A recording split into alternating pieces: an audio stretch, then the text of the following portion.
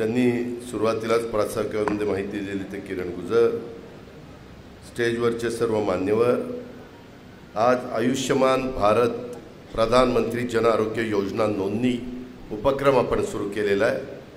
त्याला आपल्याला CSR मधनं HDFC बँकेने मदत केली, त्याचे उपस्थित असणारे राजा उपाध्याय, ICICI बँकेने मदत केली, त्याचे उपस्थित असणारे विवेकजी बलकी, महाराष्ट्र राज्याच्या बद्दलची जबाबदारी त्यांनी ज्यांनी स्वीकारली ते कौस्तुभ बुटाला, माझ्या तांदूळवाडीपासून नेपतवळणपर्यंत जवळपास 48 गावात बारामती शहर धरून हे सगळ्या गावचे उपस्थित असणारे माझे बूथ कमिटीचे कार्यकर्ता,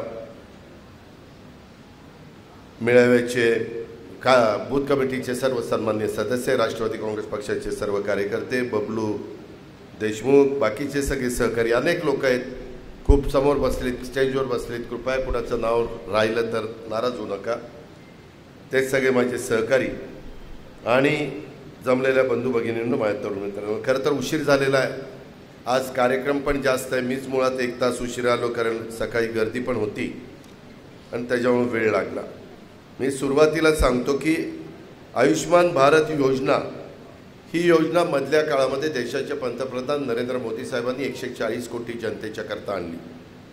सर्व प्रकारचे रेशन कार्ड धारक कुटुंबांना 5 लाखापर्यंत वार्षिक मोफत वैद्यकीय उपचार त्याच्यातून दिले जाणार आहेत। आत्ता त्या बाहेर गाड्या, त्याचे आम्ही फीत कापली, ती गाडी तुमच्या तिथं आल्यानंतर तुमचं जे काही नाव वगैरे असेल त्याच्या पद्धतीनं तुम्हाला त्याची माहिती त्या ठिकाणी देण्यात येईल। तो जरा कागद आणो इकडे, सगळं हां, ते वरचाच कागद, हां, तो वरचा कागद।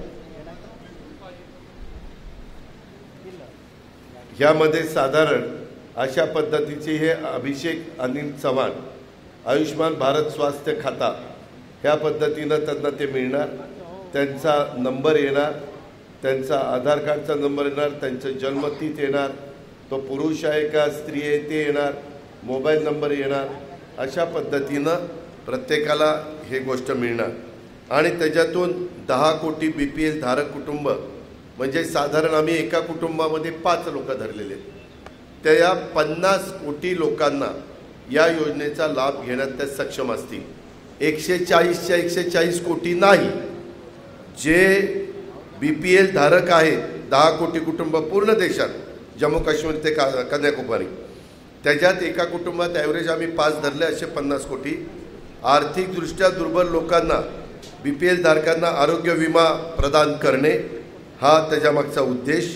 प्रत्येक कुटुंबासाठी 5 लाखापर्यंत कॅशलेस आरोग्य विमा, 70 वर्षावरील ज्येष्ठ नागरिकांना 5 लाख रुपयाची मर्यादा अतिरिक्त, का तर तो वयस्कर झालेला असतो, त्यांना आणखीन काही महत्त्वाची ऑपरेशन, महत्त्वाचं काही उपचार करावे लागतात, तर त्याच्या कुटुंब असेल तर ते 5 लाख अधिक ह्या जे 5 लाख 70च्या पुढे असेल तर अशा पद्धतीनं त्याला ज्यामध्ये रुग्णालयात दाखल करण्यापूर्वी आणि रुग्णालयातून सोडल्यानंतर होणारा खर्चही सरकार करणार आहे।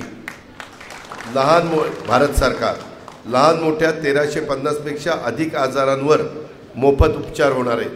1350 आजार, ती माहिती घ्या।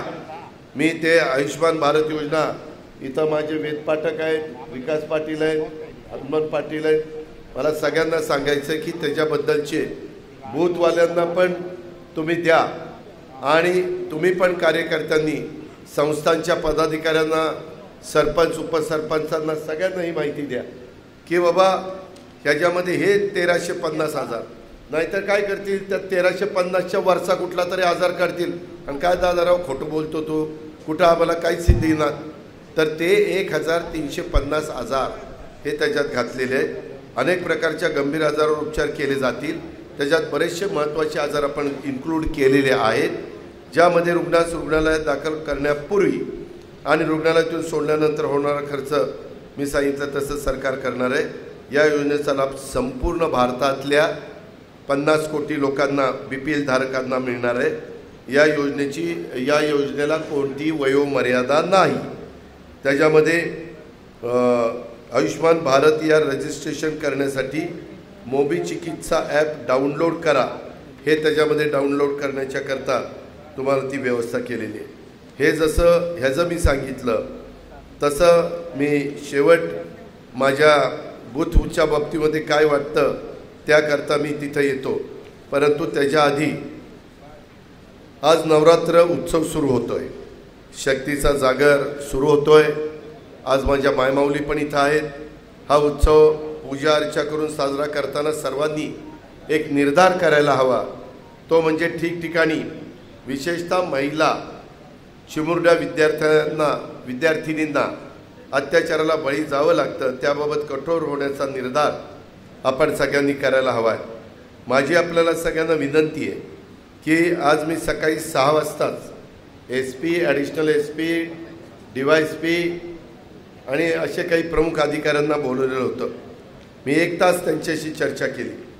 बारामतीकरांनो, तुम्हाला सगळ्यांना माहिती आहे 67 पासून 90 पर्यंत 91 पर्यंत पवार साहेबांनी आपल्या बारामतीकरांचं प्रतिनिधित्व केलं।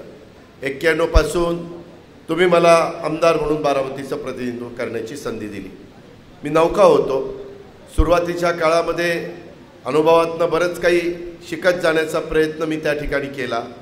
त्यावेळेस स्वर्गीय गुलाबराव पाटील असतील, स्वर्गीय बिंदूराव तात्या गोफणे असतील, स्वर्गीय कमलाकांत डव्हाण पाटील असतील, स्वर्गीय वसंत काका असतील, स्वर्गीय शिवाजीराव अण्णा असतील, चंद्रराव अण्णा असतील, स्वर्गीय भगीरथ अप्पा असतील, स्वर्गीय गणपतराव पवार असतील, स्वर्गीय रघुनाथराव गावडे असतील, अशा कितीतरी लोकांची मी नावं तुम्हाला त्या ठिकाणी सांगू शकतो। स्वर्गीय पातू देशमुख साहेब असतील, स्वर्गीय जाधवराव साहेब असतील, स्वर्गीय दाते साहेब असतील, स्वर्गीय करंदीकर साहेब असतील, खूप जणांची मी तुम्हाला नावं सांगू शकतो, कारण त्यावेळेस मी नौका होतो। तुमच्यातले जसे आता अलीकडे काही नौके आहेत तसा, आणि हे सगळे वडीलधारी होते आणि त्यांच्या मार्गदर्शनाखाली आम्ही कामाला त्या बाबतीमध्ये सुरुवात केली। सतीश खोमणे म्हणजे तरुण होते, त्याच्यामुळं ते त्यावेळेस सभापती पण होते। स्वर्गीय नारायणराव पाटील, अशा अनेकांची माननीय संपतराव तात्या देवकाते, स्वर्गीय बिंदूराव तात्या गोफणे, खूप जणांची नावं घ्यावी लागतील। पण त्यावेळेस त्यांनी या सगळ्या कामामध्ये लक्ष घातलं आणि त्याच्यातून राजकारणाला पहिलं सुरुवात त्यांनी केलेलीच होती, परंतु आम्ही राजकारणाला सुरुवात केली। बघता बघता 34 वर्ष झाली या गोष्टीला। आज 34 वर्षांनी मी तुमच्या सगळ्यांच्या समोर आहे। पण मी नेहमी बारामतीमध्ये शहरात आणि ग्रामीण भागामध्ये कायदा सुव्यवस्था चांगली असावी, त्याच्यातनं कुठलीही गोष्ट मला अनेक जण व्हॉट्सॲपवर किंवा SMS द्वारे माहिती देतात की दादा इथं ड्रग्सचे प्रकार चाललेले आहेत, दादा इथं व्हॉट्सॲपवर पुण्यातून ते ड्रग्ज मागवलं जातं, कसली इंजेक्शन असतात ते मागवलं जातं, आणखीन बऱ्याच गोष्टी मी घेत नाही, त्याच्यामुळे मला माहिती नाही त्याची नावं, परंतु असे बरेच प्रकार हे ड्रग्सच्या बाबतीमधले जे आहेत, इवन गांजा वगैरे अशा पण काही गोष्टी माझ्या त्या कानावर आल्या। काही जणं ज्यांच्यावर मोका लावण्याची गरज आहे असे मोकातनं सुटून आले आणि कुठल्या तरी चौकात उभे राहतात, हा चौक माझा आहे, त्याच्या बापाचा असल्यासारखा। तो दुसऱ्याला म्हणतो तू या एरियात नाही यायचं, तुझा एरिया तुकडं, म्हणजे यांनी काही एरिया पण वाटून घेतले। कुठं कुठं आपलं सोमेश्वर शैक्षणिक संकुल आहे, माळेगाव शैक्षणिक संकुल आहे, TC कॉलेज शैक्षणिक संकुल आहे, आपलं शारदानगर शैक्षणिक संकुल आहे, विद्यानगरी शैक्षणिक संकुल आहे, अशा शैक्षणिक संकुलांना आणि बाकीचे तर इंग्लिश मिडियमच्या शाळा मिळा तर त्याचे मी नावं पण घेत नाही। शैक्षणिक संकुलाच्या बाहेर आपलं MS शैक्षणिक संकुल आहे, ह्या सगळ्या बाहेर पण काही जण तिथं शायनिंग करण्याचा प्रयत्न करतात आणि त्याच्यातूनच परवा एक मुलगा सातारा जिल्ह्यातला, एक मुलगा पुणे जिल्ह्यातला बारामतीचा, एक मुलगा करमाळा सोलापूर जिल्ह्यातला, तिघही साधारण वयाने सारखे 17 वर्षाचे, आणि काय एकाच्या मनात आलं दोघांच्या, त्यांनी एकाला तिथल्या तिथं एक रामपुरी चाकू होतं ते बटनाचा असतो ना खट जशी की वर खाली, आणि दुसरा काहीतरी कोयता का काय, आणि त्यांनी सपासप वार केले. ते CCTV कॅमेऱ्यात सगळं आलं. मला सकाळी पण दाखवलं, मला तिकडेही पाठवलेलं होतं. म्हणजे अशा प्रकारची अवस्था, म्हणजे ज्या गोष्टी आपण BR-UP मध्ये ऐकतो.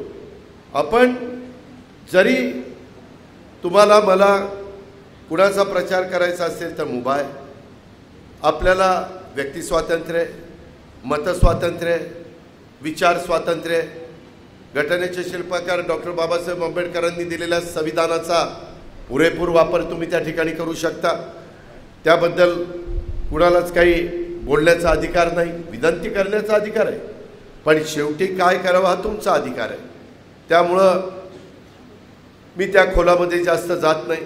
पण मला ही गोष्ट सांगायची की साधारण पूर्वी पण कधी कधी काही बाजारात भाज्या बिज्या विकायला आमच्या मायमाऊली बसतात. कुणी फळं विकायला बसतं, कुणी काय विकायला बसतं. जे माणसांना गरजेचं असेल, कुणीतरी यायचं, थोड्याशा मिरच्या त्याच्यातनं घ्यायच्या, थोडीशी कोथिंबीर घ्यायची, थोड्याशा भाज्या घ्यायच्या.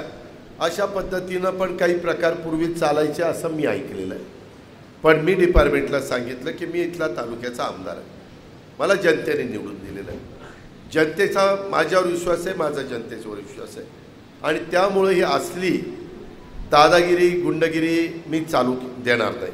ते किती मोठ्या बापाचा असू द्या किंवा माझ्या जवळच्या कार्यकर्त्याला माझ्या मांडीला मांडी लावून बसणारा कुणाचा तरी नातेवाईक असू द्या, मला काही घेणं देणं नाही. माझ्या घरातला कुणी असू द्या, मला त्याच्याशी घेणं देणं नाही. मला सगळ्याला न्याय मिळाला पाहिजे.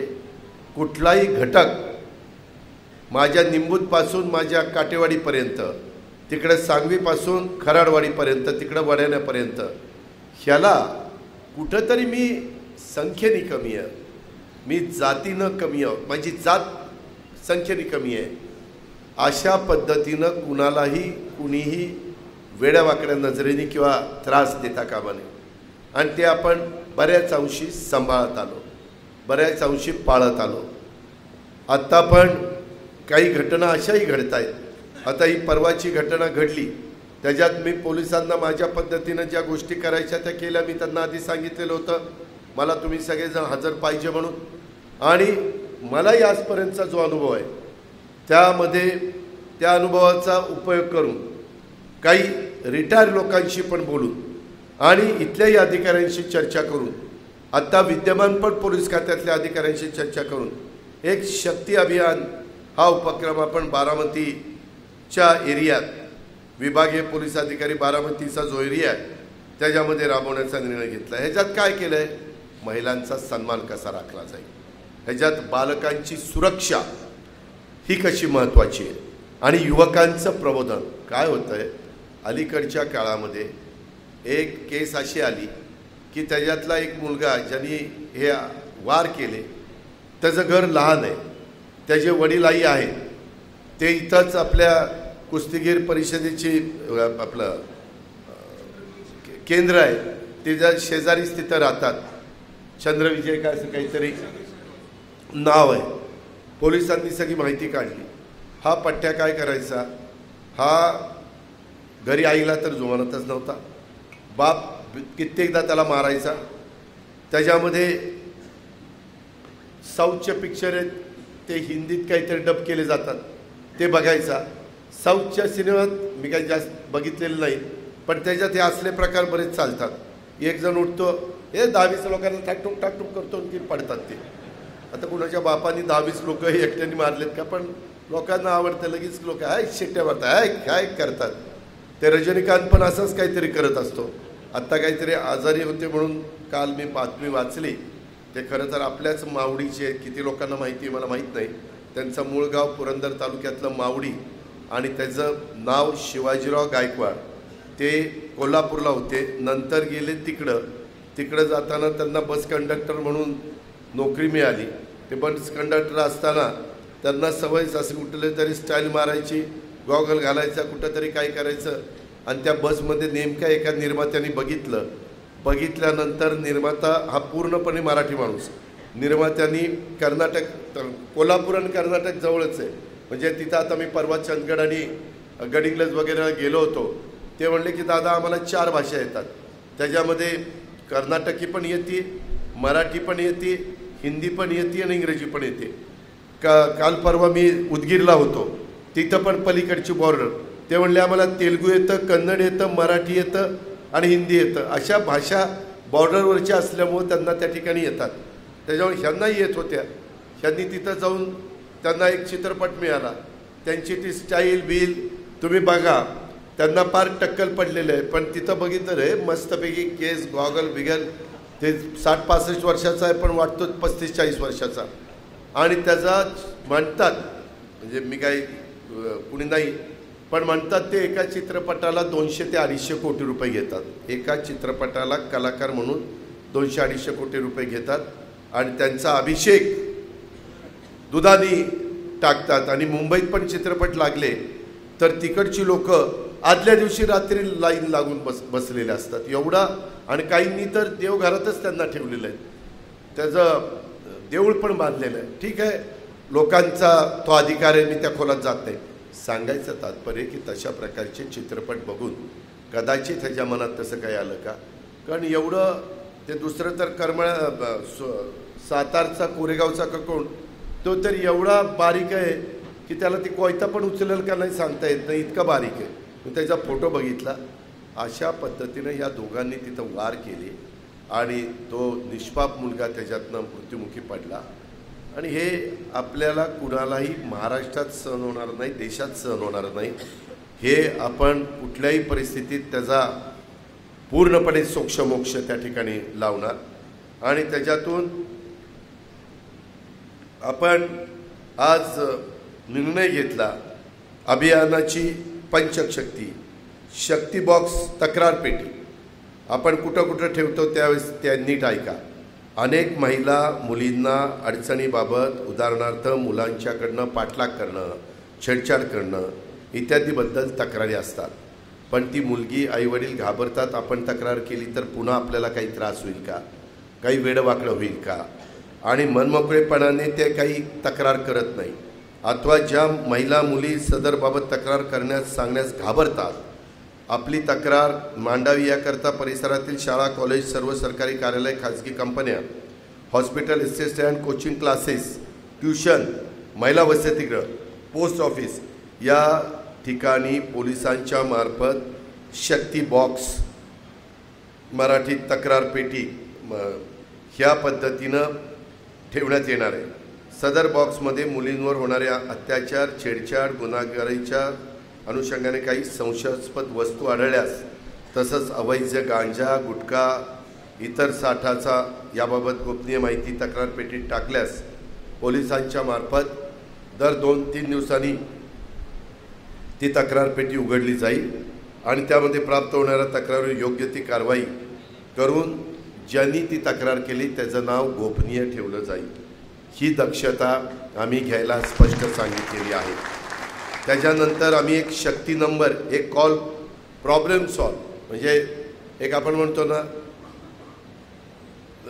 स्लोगन, तसं एक कॉल प्रॉब्लेम सॉल्व अशा पद्धतीनं शक्ती नंबर आहे.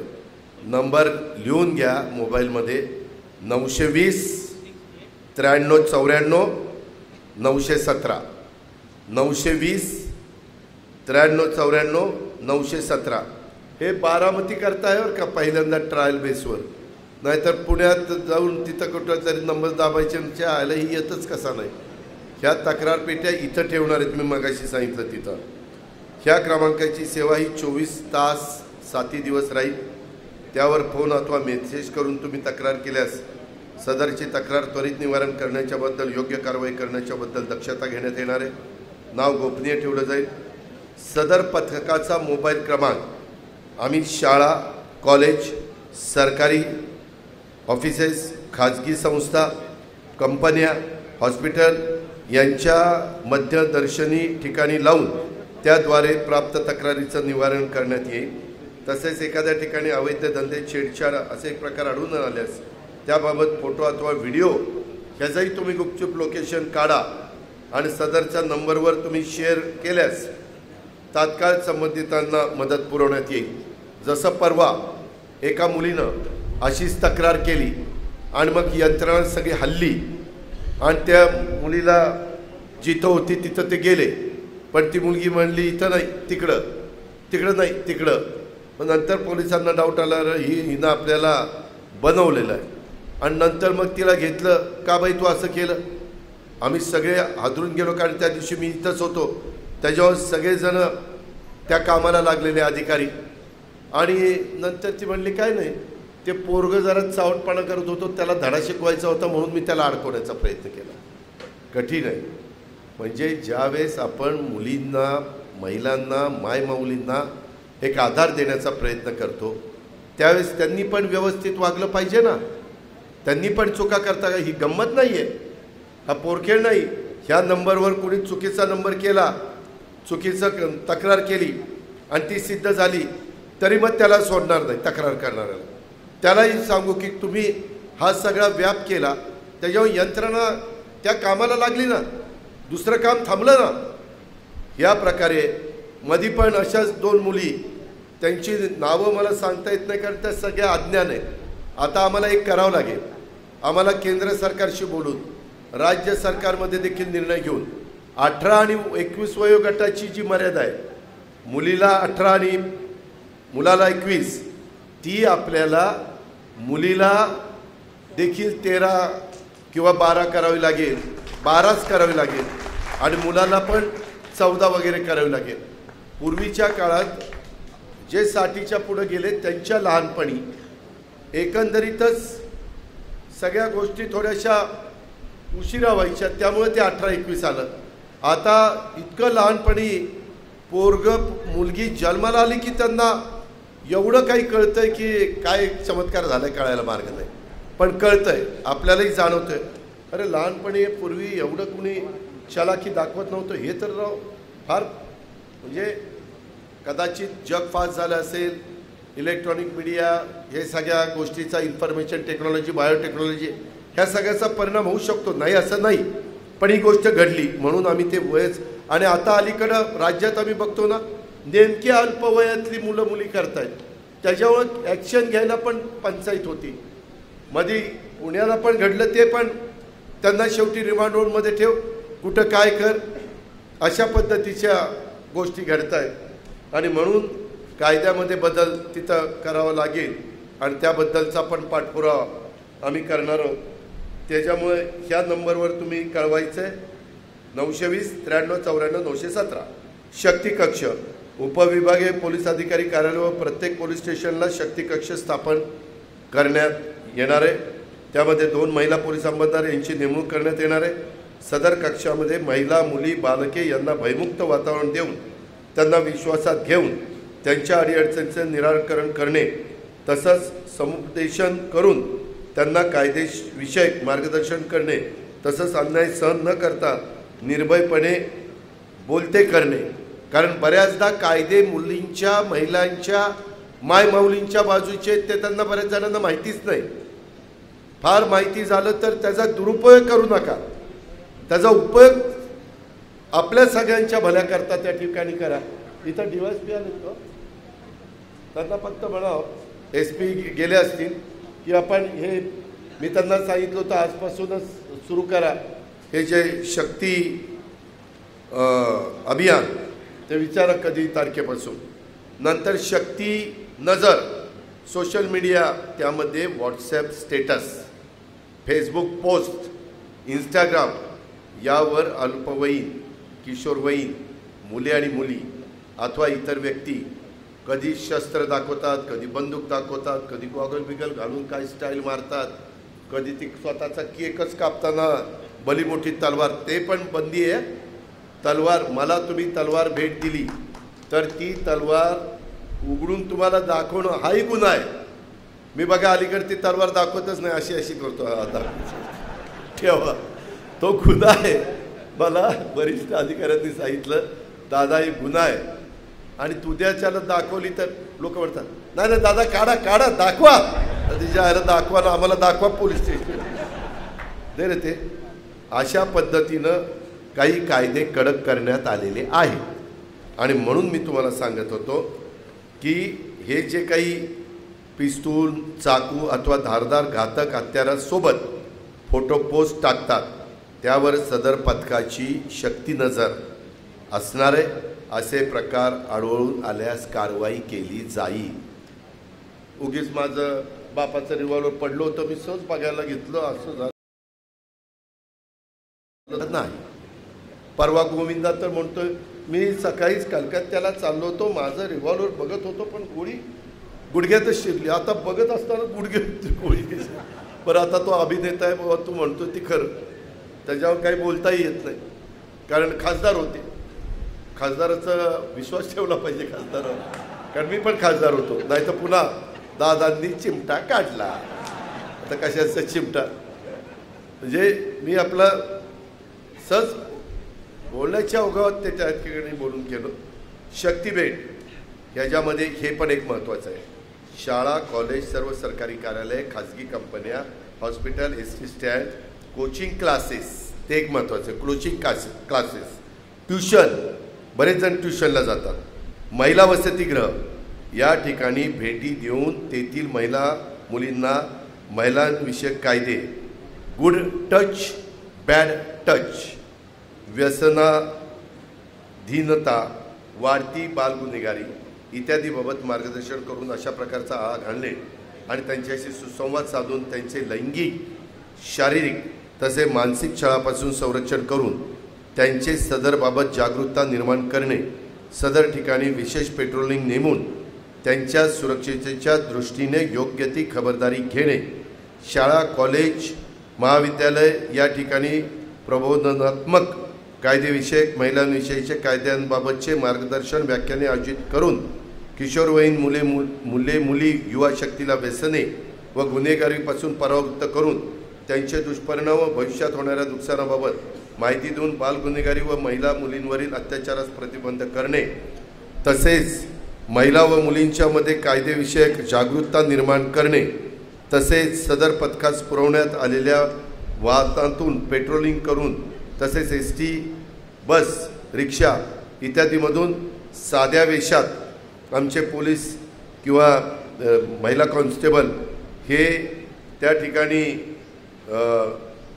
फिरतील आणि त्याच्यातून संवेदनशील ठिकाणी ते जातील आणि पेट्रोलिंग करून सदर ठिकाणी पोलिसांचा वावर वाढून महिला व मुलींवर होणारा अत्याचार आळा घालणे, ग्रामीण भागातील महिलांच्या सुरक्षेच्या दृष्टीने गावातील पोलीस पाटील, सरपंच, बचत गटाच्या महिला यांच्या बैठका घेऊन त्यांना महिलांविषयक कायद्याची माहिती देण्यात, शाळा कॉलेज सुटण्याची वेळी सदर परिसरात टुकार मुलांचा वारंवार वावर आढळून आल्यास त्यांच्यावर तात्काळ योग्य ती प्रतिबंध कारवाई करून सदर परिसरातील मुलांकडून विद्यार्थिनींना विनाकारण त्रास होणार नाही याची दक्षता घेणं हे शक्तीभेटचं. कालच प्रांतांनी, मामलेदारांनी, अधिकाऱ्यांनी, पोलीस सगळ्या या संस्था चालकांची, ट्युशनवाल्यांची, क्लासेसवाल्यांची मीटिंग पंचायत समितीला घेतलेली होती.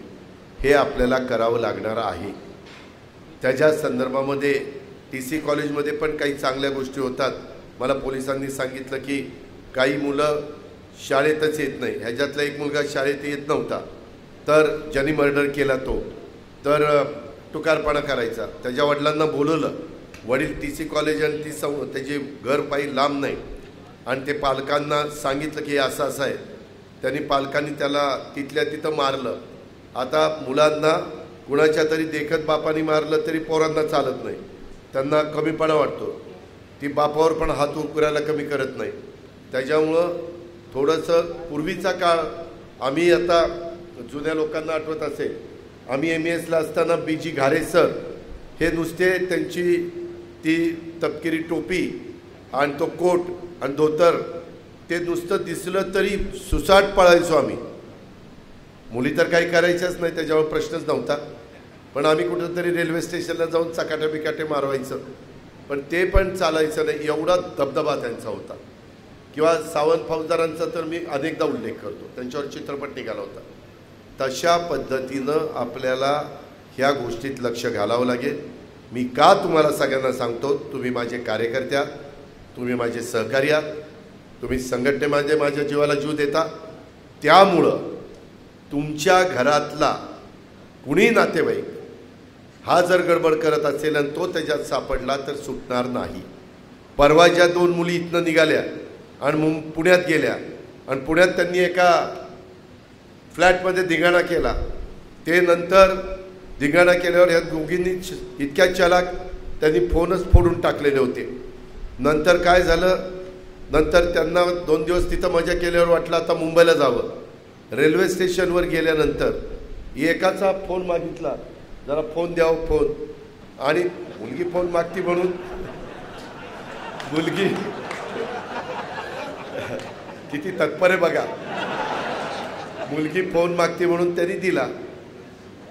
त्यांनी दिल्यावर तिनं फोन केला आईला, ह्याला डाऊट आला आणि ह्यांनी नंतर त्या मुलीनं परत फोन दिल्यावर त्या फोनवर फोन केला तर ती आई बोलत होती. ही आईला सांगत होती, आई मी चांगली आहे, मी आता मुंबईला चाललेले आहे, तू माझी काळजी करू नको, तू निश्चिंत राहा. आईने तक्रार केलेली होती दोघींच्या आईने, आणि पोलीस त्याच्यावर हेच लक्ष ठेवूनच होते. तो फोन उलटा आईला आला, आईनं ताबडतोब तो नंबर पोलिसांना दिला. पोलिसांनी चेक केला, तो निघाला रेल्वे स्टेशनचा. लगेच पोलीस तिथं गेले आणि त्या 2 पोरींना पकडलं. पोरींना पकडल्यावर ती 4-5 पोरं त्यांच्या सहवात आलेली ती तर पकडलीच, नंतर खोलात चौकशी केली. जवळपास 13 ते 14 वेगवेगळ्या घरातली मुलं त्यांनी त्या 2 मुलींचा वापर केला. हा कायद्याने गुन्हा आहे. त्याच्यामध्ये तक्रार आलेली आहे आईची मुलींची, त्याच्यावर ती पण मुलं उचललेली आहेत. ती आत्ता येरवडा जेलमध्ये आहे. मी का सांगतो बाबांनो, सिरियसली घ्या. आपण आपल्या कामाच्या व्यापात, आपल्या व्यवसायाच्या व्यापात, नोकरीच्या व्यापात आपल्याला वाटतं की काय लक्ष द्यायचं, आणि तेच दुर्लक्ष झालं तर त्याची जबरदस्त किंमत मोजावी लागते. हे उदाहरण घडलं म्हणून माझ्या पुढं आलं, म्हणून मी तुमच्याशी शेअर केलेलं आहे. त्याकरता तुम्ही कृपा करून लक्ष द्या. परत असं कुणी सापडलं आणि दादा चुकलं, एवढ्या वेळेस माफ करा, एवढ्या वेळेस पदरात घ्या. माझा पदर फाटून गेलाय, फार त्याचे तुकडे तुकडे झाले, पदर नाही पिदर नाही. मी काहीच सांगणार नाही. पांघरून घाला, पांघरून माझं उडून गेले, पांघरून घालणार नाही, ब्लँकेट घालणार नाही, काही टाकणार नाही. मी स्पष्ट तुम्हाला सांगतोय, मी फार सरळ मार्गी आहे. त्याच्यामुळं तुम्हाला आधीच जागा करतोय. जरी आपला बूथचा कमिटीचा विषय असला तरी हे विषय आपल्या पुढच्या भावी पिढीच्या दृष्टिकोनातून अतिशय महत्त्वाचे आहे. आपल्या मुलांच्या, सुनांच्या, जावयांच्या, मुलींच्या, नातवंडांच्या, पतवंडांच्या दृष्टीने फार महत्त्वाचे आहेत. कृपा करून लाईटली घेऊ नका. हे मला नम्रतेने एक तुमचा प्रतिनिधी आहे अनाथानी, कारण आज मी तुमचं प्रतिनिधित्व करतो. मी तुम्हाला ज्या गोष्टी माझ्या कानावर येतात त्याच्यातनं जागा करणं माझं काम आहे. तुमच्याकडे काही चुकीच्या आल्या तर तुम्ही मला सांगणं तुमचं काम आहे. आणि हे सगळं करत असताना हे शक्ती अभियानामध्ये ह्याच्यात अनेक जण म्हणतात की दादा इथं वेडेवाकडे प्रकार चाललेत, तिथं वेडेवाकडे प्रकार चाललेत. ह्याचा वापर करा आणि ॲक्युरेट माहिती द्या कृपा करून, कारण पोलिसांना तेवढंच काम नाही, त्याच्यात खरोखरी त्याच्यात दूध का दूध पाणी का पाणी झालं पाहिजे. आणि अशा पद्धतीनं आपण ह्या सगळ्या गोष्टी करतो. काल पण चाइल्ड केअर अँड प्रोटेक्शन ह्याच्याहीबद्दल एक व्हॉट्सअप ग्रुप तयार करण्यात आलेला आहे. महाविद्यालय प्रशासन, पोलीस प्रशासन, आपण हे सगळे त्याच्यामध्ये पण वेगवेगळ्या गोष्टी आहेत. मी सगळा वेळ घालत नाही, परंतु आपण ही फार गोष्ट सिरियसली घेतलेली आहे. कारण शेवटी आपली भावी पिढी, नवीन होणारी पिढी जबाबदार, उद्या तेच आपल्या सगळ्यांचं नेतृत्व करणार आहेत. त्यामुळं ती कुठं बिघडता कामा नये ह्या दृष्टिकोनातनं आपण सगळ्यांनी पहा. आज आपला बूथ कमिटीचा विषय आहे, त्याच्याबद्दल तुम्हाला सांगण्यात आलेलं आहे. त्याच्यात काही माझ्या सहकाऱ्यांनी सांगितलं की दादा मी तिथं माझं नाव नाही, मी तर प्रत्येक वेळेस काम करतोय. जर बूथ कमिटीच्या निमित्तानं कुणी आलेलं असेल आणि नेमकं त्याच वेळेस आपल्या घरातली एखादी दुःखद घटना किंवा कुणाला हॉस्पिटलमध्ये घेऊन जाणं किंवा काही कारणानिमित्त ते बाहेर गेलेले असतील तर त्याचाही अंतर्भाव सुरेश पालवे त्याच्यामध्ये करून घ्यावा लागेल. कारण उद्याच्याला आपल्याला बेरजेचं राजकारण करत असताना त्याच्यात कुठल्याही परिस्थितीमध्ये वजाबाकी त्या ठिकाणी होऊन द्यायची नाही. ही पण बाब आपण त्या ठिकाणी लक्षामध्ये घ्या.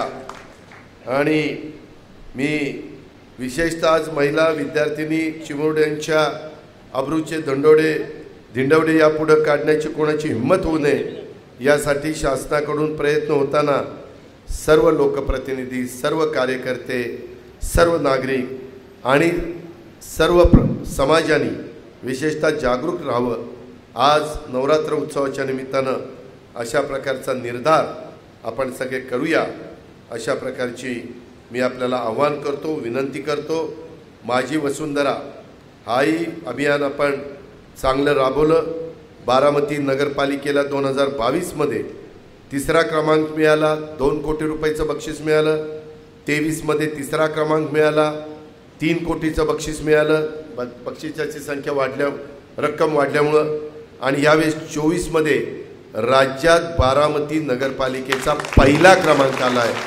5 कोटी रुपयाचं बक्षीस मिळालं. मी प्रशासक रोकडे असतील, त्यांची सगळी टीम माझी वसुंधरामध्ये काम करणारी असेल, माझे स्वच्छता दूत असतील, माझ्या मायमाऊली बहिणी असतील, आमचे बांधव असतील, या सगळ्यांचं अभिनंदन करतो. कारण मी माझ्या परीनं जेवढं देता येईल तेवढं भरभरून देतो आहे. तुम्ही पण बघा कार्यकर्त्यांनो, माझी 90 ते 95ची टर्म आठवा, 95 ते 99 आठवा. मी मागचं जातच नाही, मी माझंच काढतो. 99 ते 2004 आठवा, 4000 ते 2004 ते 2009 आठवा, 2009 ते 2014, 14 ते 19, 19 ते 24. मला 5 वर्षात 3च वर्ष काम करायला मिळालं. 1 वर्ष माझं विरोधी पक्षामध्ये गेलं राहिले आणि 1 वर्ष कोरोनामध्ये गेलं. 1 वर्षापेक्षा जास्त काळ द्यायला, पण ते 3 वर्षामध्ये मी काही हजार कोटी रुपये माझ्या बारामती तालुक्याच्या ग्रामीण भागाकरता, शहरी भागाकरता, सर्व घटकाच्या करता आणण्याचा प्रयत्न केला. आणि त्याच्यात तुमच्यामुळं मला यश मिळालं. ह्यावेळेस तुम्ही बघा बारामतीकरांनो, की पहिल्यांदा बारामतीमध्ये असे स्पॉट आपण डेव्हलप केले शहरामध्ये पण. आता दीपक वगैरे आम्ही सगळे माळेगावमध्ये देखील करतोय, त्याला पण मी निधी देतोय. परवा पण 96 कोटी रुपयाची योजना तुम्ही मग मागे लागला होता, मी मंजूर करून दिली. मी अजूनही काही गोष्टी करणार आहेत, पण मन लावून काम केलं पाहिजे.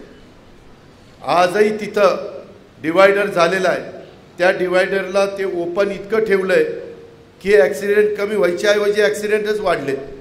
पण प्रत्येकाला वाटतंय माझ्या पंपाच्या समोर ओपन झालं पाहिजे, माझ्या दुकानाच्या समोर, माझ्या दूध सोसायटीच्या समोर, माझ्या अमक्याच्या समोर, तमक्याच्या समोर. असं जर झालं तर कसं ते शिस्त लागणार. मी पहिलं भिगवण रोडला डिवायडर टाकल्यानंतर पहिला कुठं बंद केलं, सहयोग सोसायटीच्या समोर केलं. सहयोग सोसायटीच्या मला ओपन ठेवता येत होतं, पण नाही.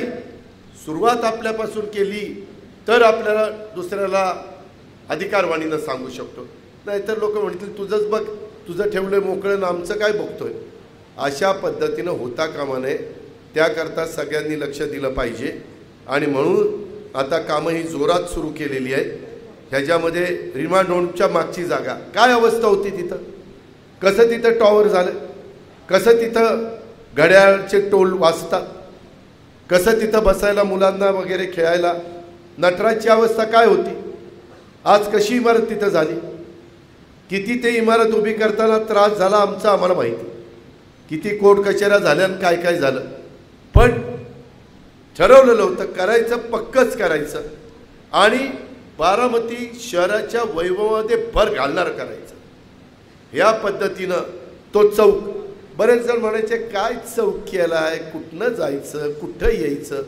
अरे कधी आपल्याला सिग्नलची सवयच नाही. मनात आलं इथं घाल सायकल की घाल सायकल, इकडं वळो तिकडं वळो, सगळं आपलंच, आओ जाओ घर तुम्हाला. पण आता वाढली बाबा बारामती. पूर्वी 17,000ची संख्या असणारी बारामती 1.25 लाख पर्यंत संख्या गेली। काही निर्णय आपल्याला लोकसंख्येच्या वाढीप्रमाणे करावे लागतात, शिस्त लावून घ्यावी लागते। वाहतुकीचं सेन्स हा आपण लावून घेतला पाहिजे, त्याला इलाज नाही। आता थोडंसं अजून तरी निराकरण संघाची ती इमारत जरा मागे गेली। मला सतीशराव म्हणले की मी ते करणार आहे काहीतरी, पुढच्या गाळ्यांचं त्यांची चर्चा चालली। आणि आमच्या राऊताचं ते सलूनचं दुकान तो एक एरिया मागे गेला की मग तिथं जे आता तुम्हाला अरुंद वाटतं ते रुंद होईल, बाकीचं सगळं व्यवस्थित त्या ठिकाणी केलेलं आहे। तिथं लोक देखील बसतात, ते सकाळी काय ते वेगवेगळं कामगार त्यांनाही हळूहळू जरा मागं मी सरकवतोय, पोलिसांना सांगितलेलं आहे। आणि व्हायला काय लागले मित्रांनो, आता हे सगळं चांगलं करतोय। आत्ता पण 1-2 उद्घाटन करून मी आलो तर मी पार्किंगला व्यवस्था करतो। काही त्या गाड्या असतात ना, हत्ती, बारका हत्ती म्हणतात ना, त्याच्यात विक्रीची व्यवस्था, छोटा हत्ती लावायला पण तिथं जागा करतोय।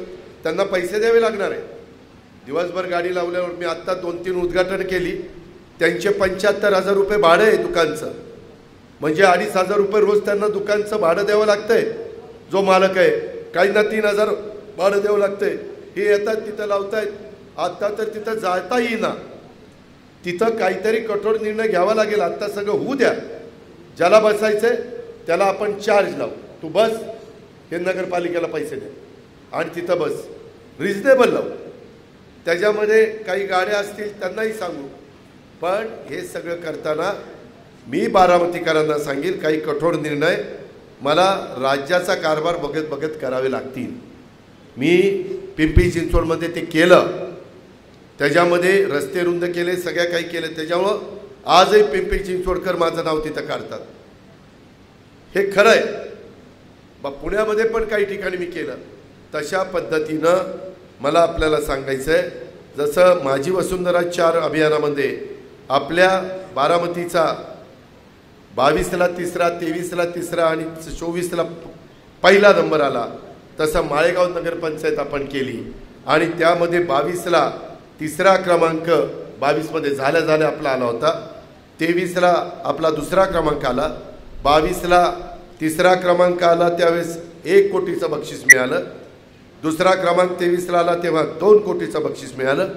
ह्यावेळेस मात्र माळेगावकरांनो आपला क्रमांक घसरला, 4था आला, त्यामुळं 1.5 कोटीचं बक्षीस मिळालं। शेवटी आपल्या शहरावर पण आपण लक्ष ठेवलं पाहिजे। त्याबद्दल मी माळेगाव नगरपंचायतीच्या चीफ ऑफिसर आणि तिथल्या मनापासून लक्ष घालणाऱ्या सगळ्या कार्यकर्त्यांना धन्यवाद देतो, नागरिकांना धन्यवाद देतो, त्यांचं अभिनंदन करतो। आणि म्हणूनच त्यांची 96 कोटी 75 लाखाची पाणी पुरवठा योजना मंजूर केली, हेही लक्षात घ्या मित्रांनो। मला आता जबाबदारी वाढल्यामुळं मला सगळीकडे फिरावं लागतं। इथं आल्यानंतर निवेदन प्रचंड येतात। खरं तर मी इथं प्रायव्हेट सेक्रेटरी ठेवलेले, डेप्युटी कलेक्टर रँकचे ठेवलेले, त्यांचा उपयोग तुम्ही करून घेतला पाहिजे। कृषी उत्पन्न बाजार समितीमध्ये मी सकाळी देखील सांगितलं, पहिल्यांदा आपलं दाणे बाजारात मार्केट भरायचं। दाणे बाजारातनं आपण त्यावेळेस पातू देशमुख सभापती होते, अनेक जण होते, मी सगळ्यांची नावं घेत नाही, परंतु नंतर हरिभाऊ देशपांडेंच्या समोर आमचा गणेश शिंदे जिथं राहतो त्या जवाहरनगर का रे, जवाहरनगरच्या शेजारी आपण गेलो आणि तिथं आपलं मार्केट आपण डेव्हलप केलं, तेही कमी पडायला लागलं। मग आमचे जळोईची कर, मग आमचे माने असतील, मलगुंडे असतील, अनेक सहकाऱ्यांची पागडे असतील, मी आता सगळ्या कार्यकर्त्यांची नावं घेत नाही, ह्या सगळ्यांनी मला सांगितलं की दादा इथं एक देवस्थानची जागा आहे, त्यावेळेस ती जागा आपण घेतली। जे देवस्थानमध्ये ट्रस्टी होते त्यांना गाळे पण दिले, बाजार इकडचा जनावरांचा तिकडे नेला। तिथं सुनीलला विचारा ते किती कोटीचं झालं, नाही ते नाही, आत्ता जे कोल्ड स्टोरेज वगैरे केले 45 कोटीचं, ते आपण द्राक्ष, डाळिंब, केळी, पेरू, आंबा ह्या फळांच्या करता केलं. कुठल्या तालुक्यात तुम्हाला ती सोय बघायला मिळणार नाही. माझी तर तुम्हाला विनंती आहे, तुम्ही तुमच्या घरातल्यांना जरा एकदा, मी बारामतीत आपण सगळ्यांनी मिळून काय केलं ती एकदा दाखवा, फिरायला न्या की बाबा हे आपलं पोलिसांचं कार्यालय, म्हणजे नुसतं बाहेर न दाखवा, आतमध्ये नका देऊ. हे आपलं पूर्वीचं कचेरी ही कशी बदलतीये, ही आपली पूर्वीची नदी तिथं कसा बदल झाला आहे, हे आपलं त्या ठिकाणी असणारं आपलं हे वाचनालयाचा प्लॅन तर फार सुंदर केला. ते झाल्यानंतर आलं उरकत, त्याच्यानंतर पंचायत समितीचं कार्यालय, RTOचं कार्यालय, त्याच्यामध्ये प्रशासकीय बिल्डिंग, ऑडिटोरियम, तिकडं बऱ्हाणपूरचं पोलिसांचं मुख्यालय, ह्या अशा कितीतरी गोष्टी तुम्हाला दाखवता येतील. आपले जे स्पॉट आपण जवाहर बागेच्या ठिकाणी डेव्हलप केलेले, इकडं स्विमिंग पूलला जाताना डेव्हलप केलेले, इकडं आपल्या नटराजकडनं आपण विद्याप्रतिष्ठानच्याकडे जातो तिकडं डेव्हलप केलेले, परकाळे बंगल्याकडं, ह्या सगळ्या गोष्टी बघा. काय होतं, ऐकणं आणि बघणं ह्याच्यात जमीन आसमानाचा फरक आहे. आता तुम्हाला काही वाटत नाही, काय करतंय त्याचं कामच आहे, ती करतंय करू दे. अरे करते म्हणजे न सांगता करतोय त्याच्यावर तुम्हाला किंमतच राहणार आहोत. आजूबाजूच्या तालुक्यात जावा आणि तिथंच बघा, अरे कचरा काढला जात नाही, कचरा, एवढी वाईट अवस्था आहे. खरं खोटं नाही सांगत, त्या शहराचं वेलकमच कचऱ्याचे ढीकच्या ढीक पडलेले असतात. अजून आपल्याला बरेच गोष्टी करायच्या, पण हेच करता करता रिटेनिंग वॉल, नदीला कुठं इतक्या, माझ्या मळदपासून मेडच्या बंधाऱ्यापर्यंत रिटेनिंग वॉल बघितली का? त्याच्यात सिमेंट, कॉन्क्रीट, त्याच्यामध्ये दगडं, का तर कुणी अतिक्रमण करू नये. तुम्ही बघा, ते केल्यापासून पाणी बाहेर आलं का नदीच्या बाहेर? माझ्या बारामतीकरांना त्रास झाला, माझ्या खंडोबानगरला त्रास झाला, माझ्या इतर कुठल्या भागाला त्रास झाला. हे काम आपण ज्या पद्धतीनं करतोय, किंवा आता जनाई सिरसाई पुरंदरची कामं चाललीत, परंतु करा-निरा उपसा सिंचन योजना किंवा करेचे कोल्हापूर टाईप बंधारे ह्याचं बॅरेजमध्ये रूपांतर मी करतोय. त्याची टेंडर आता निघाली, तिथंही काही ठिकाणी खचतंय, तिथं रिटेनिंग वॉल हे मदत पुनर्वसन खात्याच्या मार्फत आपण त्या ठिकाणी करतोय. अशा खूप गोष्टी, सुप्याचं पोलीस स्टेशन घ्या, माळेगावचं पोलीस स्टेशन घ्या, तिथला रंग कसला असला पाहिजे, काय असलं पाहिजे.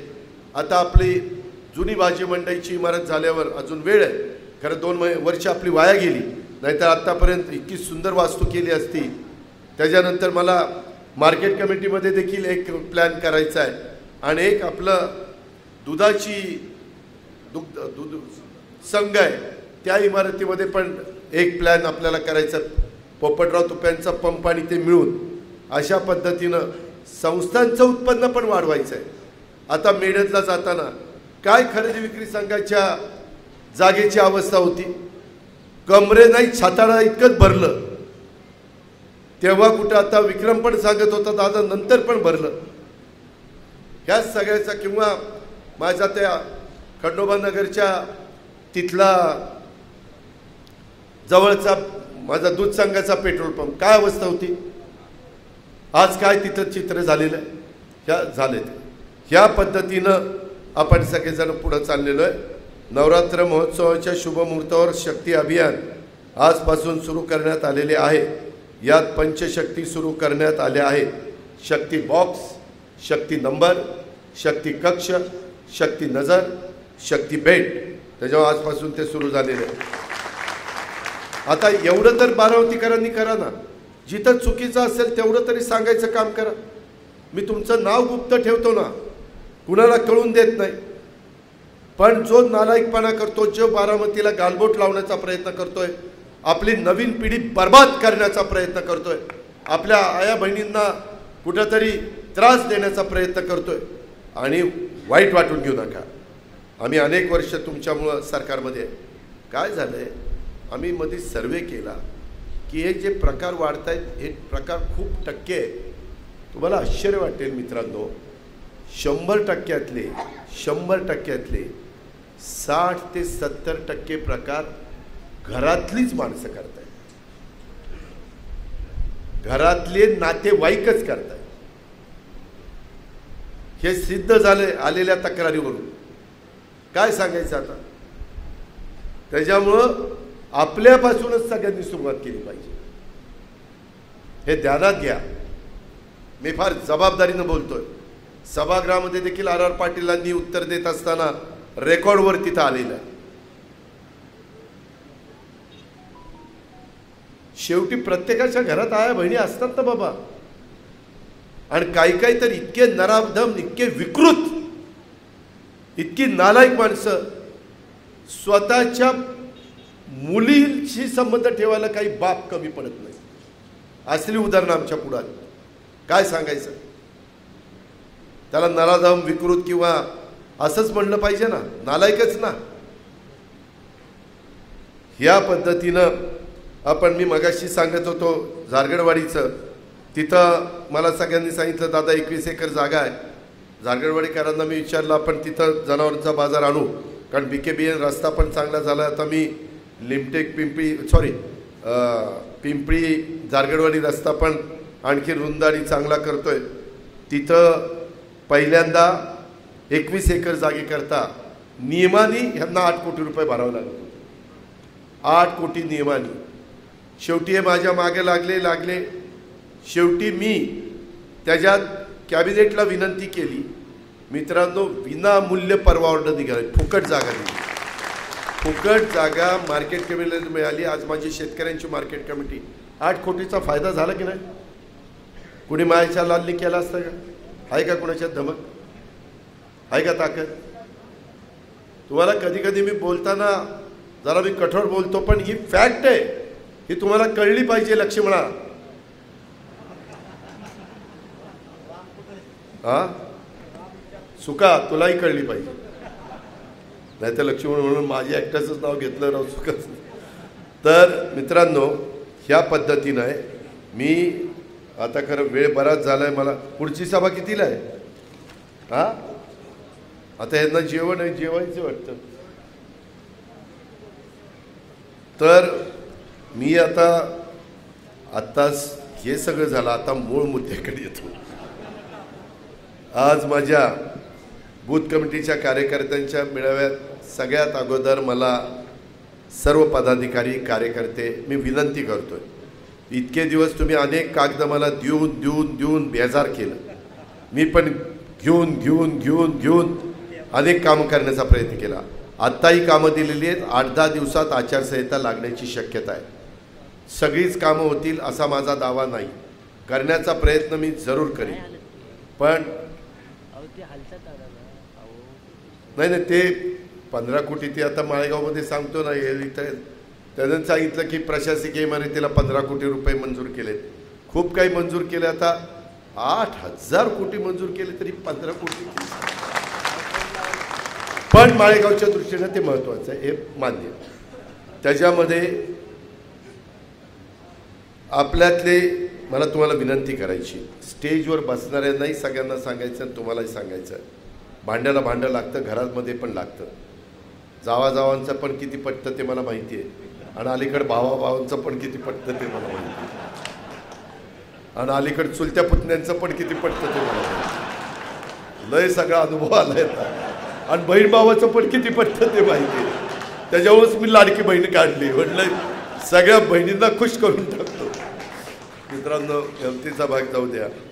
शेवटी आपण परिवार एक आहे म्हणून मी ह्या गोष्टी तुमच्याशी बोललो. पण आपल्या जे काही मतभेद आहेत, गटतट आहेत, हे सर्वांनी येणाऱ्या विधानसभेच्या निवडणुकीपर्यंत विसरायचे. ही माझी, आता आधी विसरू दे ना, विसरल्यावर मग बंद करू. विसरलेच नाही तर बंद कसं व्हायचं? म्हणूनच सांगतो ना बाबा, ते तुम्हाला विसरावे लागतील. तुम्ही तुमचा इगो जरा बाजूला ठेवा. मला पण खूप इगो आहे, तुम्ही बघितलंय. मी अलीकडे राष्ट्रवादी काँग्रेस पक्षाची राष्ट्रीय अध्यक्ष म्हणून जबाबदारी घेतल्यानंतर अजित पवार बऱ्याचदा हसताना दिसतोय. अजित पवार बऱ्याचदा महिलांच्या मध्ये राखी बांधून घेतो, हात मिळवतो. जेवढं काही माझ्या परीनं माणसात मिसळता येईल तेवढा मी प्रयत्न करतोय. मी विरोधकांवर अजिबात टीका केली. जनसन्मान यात्रा सुरू झाल्यापासून एक दाखवा की दादा इथं तुम्ही टीका केली. मला त्यांच्यावर कुणावरही टीका करायची नाही. माझा जो महत्त्वाचा योजना दिलेला महायुतीच्या सरकारच्या माध्यमातून एकनाथराव, मी आणि देवेंद्रजी, तो योजना मला तुम्हाला सांगायच्या, तुम्हाला म्हणजे महाराष्ट्राला मागं आम्ही केलेलं काम तुमच्यासमोर आहे. त्याची तर आठवण करून द्यावी लागेल, नाहीतर माणूस विसरून जातोय. ते आम्हाला सांगायचं आहे. आणि पुढं आमचं विजन काय आहे, जे काही पुस्तक काढलं त्या पुस्तकामध्ये बघा. तुमचं तुम्हालाच कळणार नाही की हे बारामतीतल्या इमारती आहेत का, एवढ्या देखण्या. आणि त्याच्यात पुन्हा बारकाईने बघत असतो. काही चुकलं तर लगेच ते पवार एक्झिक्युटिव्ह असतील किंवा कुणाला हे इथं दुरुस्त करून घ्या. खोटं नाही सांगत. हे तुम्हाला हे हिरवगार वगैरे सगळं बघायला मिळतं. माझे अधिकारी आणि कार्यकर्ते मदत करतातच, पण रात्री 12ला आलो आणि तरी बघताना डिवायडरची झाडं सुकलीत का, कुठं काही एखादं झाड गेलंय का, काही मोडलंय का, इतकं बारकाईनं बघतो. म्हणून हे सगळं तुम्हाला दिसतं. जरा 6 महिने लक्ष नाही दिलं काय इथली अवस्था होईल त्याचा जरा शांतपणे विचार करा. होऊ नये, पण जिथं पिकतं तिथं विकत नसतं, त्यातला हा प्रकार आहे. आणि हे इथंच नाही, सगळ्या गावांना. आता एक मी नाव घेत नाही, त्यांनी यादी दिली आज. आता परवा आचारसंहिता लागणार, परवा म्हणजे एक 8-10 दिवसात हे येते कामं. मी विचारलं किती गावात आत्तापर्यंत कामं झाली. 5 वर्षात 7.5 कोटीची कामं झाली. 5 वर्षात 7.5 कोटीची कामं एका गावात. आपली गावं आहेत 117. बारामती तर एवढं मोठं शहर, त्याची तुलना होऊ शकत नाही. थोडे दिवसात माझं माळेगाव 100 कोटीच्या पुढं जाईल, 200 कोटीच्या पुढं जाईल. 100 कोटीची तर पाण्याचीच योजना झाली. हां नाही नाही नाही, तेच म्हणजे 300-400 कोटीला जाईल. ड्रेनेजचं, पाण्याचं, इमारतीचं, वेगवेगळ्या विकासाच्या करता दिलेला पैसा हे आपण करतोय. आपलं क्रीडा संकुल पण एकदा पूर्ण होऊ द्या. अक्षरशः मुलं ज्यावेळेस भेटतात, हा इथं पहिला आला, हा तिथं पहिला आला, याला गोल्ड मिळालं, याला सिल्वर मिळालं, याला ब्रांज मिळालं, अभिमान वाटतो. मी त्याच्याकरताच हे केलेलं आहे. आणि त्या पद्धतीनं ह्या सगळ्या गोष्टी आपल्या चालल्यात. आणि म्हणून मित्रांनो, गटतट हे निवडणुकीपर्यंत विसरा. ही निवडणूक आपल्या दृष्टीने फार महत्त्वाची आहे. त्याच्यामध्ये ह्याचं भान सर्वांनी ठेवलं पाहिजे. त्यामुळं आजपासून तालुक्यातील प्रत्येक ग्रामपंचायत आणि बारामती शहरातील सर्व प्रभागातील माझ्या विचारांच्या कार्यकर्त्यांनी कोणत्याही परिस्थितीमध्ये मतभेदाबाबत बोलायचं नाही. चर्चा पण करू नका. एकमेकांच्या बद्दल इतरांच्याकडं कॉमेंट्स पण त्या ठिकाणी पास करायचं कारण नाही. नाहीतर काय काय सवय उठून गेला, येडे तिच्या आहे त्याच्या, अरे काय येडे, तुला शाळा आहे का. हे जे काही प्रकार आहेत, काही काहींना काम तर काही करायचं नाही, नुसतं बोटं घालायची किंवा ह्या बोटाचा तुका त्या बोटाला लावायचा किंवा टोप्या फिरवायच्या. ही टोपी इकडं, ती टोपी तिकडं. कृपा करा. 100% माझ्या जागी कुणी असेल तर ते कामं करू शकत नाही. आपल्या विचारांचा लोकप्रतिनिधी विधानसभेमध्ये पुढच्या 5 वर्षाच्या करता गेला पाहिजे. आपल्या मतदारसंघाचा सर्वांगीण विकास कोण करू शकतो, त्यामुळे विकासाची प्रक्रिया वेगाने पुढे नेण्यासाठी आपल्या विचाराचाच आमदार निवडून येणं गरजेचं आहे. हे सांगायला मला नव्याने काही गरज नाही असं वाटतं.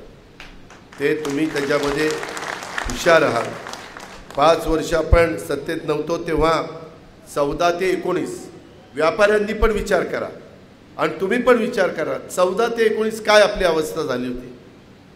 त्याच्यामध्ये बारामतीच्या प्रगतीसाठी आपल्या विचारांचाच आमदार विधानसभेत जायला हवा हे प्रत्येक बूथ कमिटीच्या कार्यकर्त्यांनी मतदाराला समजून सांगितलं पाहिजे.